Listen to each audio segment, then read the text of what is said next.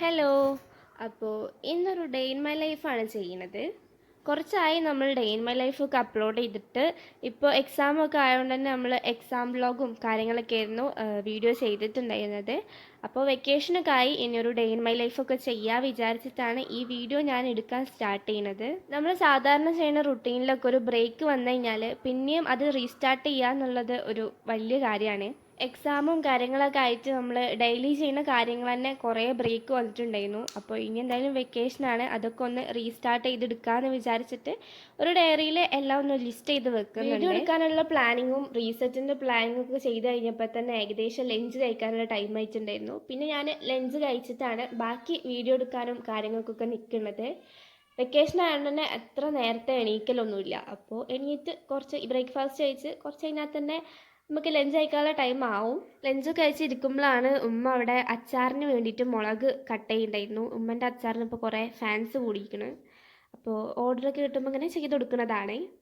ലഞ്ചൊക്കെ കഴിച്ചിട്ട് കുറച്ച് നേരം റെസ്റ്റ് എടുത്തിട്ട് ഞാൻ എൻ്റെ പണികൾക്കൊക്കെ കടന്നു. എനിക്ക് കുറച്ച് അസൈൻമെൻ്റ് ഒക്കെ ചെയ്യാൻ വേണ്ടിയിട്ടുണ്ടായിരുന്നു. വെക്കേഷൻ വർക്ക് ആയിട്ട് നമുക്ക് എല്ലാ സബ്ജക്റ്റിനും അസൈൻമെൻ്റ് ഒക്കെ തന്നിട്ടുണ്ട്. അപ്പോൾ അതൊക്കെ ഞാൻ എന്തായാലും പെട്ടെന്ന് തന്നെ കംപ്ലീറ്റ് ആക്കണം. ഇത് ചെയ്യാൻ വേണ്ടി ഇരുന്നപ്പോഴാണ് A4 ആണെന്നുള്ളത് എൻ്റെ മൈൻഡിൽ വന്നത്.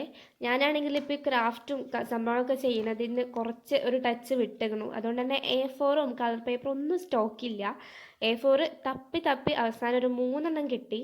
ഇപ്പോൾ കിട്ടിയ 3 വെച്ചിട്ടാണ് ഞാൻ സ്റ്റാർട്ട് ചെയ്യുന്നത്. ഇനി എന്തായാലും വാങ്ങിക്കേണ്ടി വരും. നമുക്ക് എല്ലാ സബ്ജക്റ്റിനും അസൈൻമെൻ്റ് ഒക്കെ ചെയ്യാനുണ്ട്. കൂടുതലും A4 തന്നെയാണ്. ചിലതൊക്കെ നോട്ടിൻ്റെ ബാക്കിൽ തന്നെ എഴുതാനാണ് പറഞ്ഞിട്ടുള്ളത്. ഇപ്പോൾ ഞാൻ കെമിസ്ട്രീൻ്റെ അസൈൻമെൻ്റ് ആണ് ചെയ്യുന്നത്. ഞങ്ങൾക്ക് ഈ കഴിഞ്ഞ എക്സാമിൻ്റെ ക്വസ്റ്റ്യൻ പേപ്പറും അതിൻ്റെ ആൻസറും ആണ് അസൈൻമെൻ്റ് ആയിട്ട് ചെയ്യാനുള്ളത്. അത് വലിയ റിസ്ക് ഇല്ലാത്ത പരിപാടിയാണ്. അപ്പോൾ അതാണ് പെട്ടെന്ന് തന്നെ ചെയ്യുന്നത്.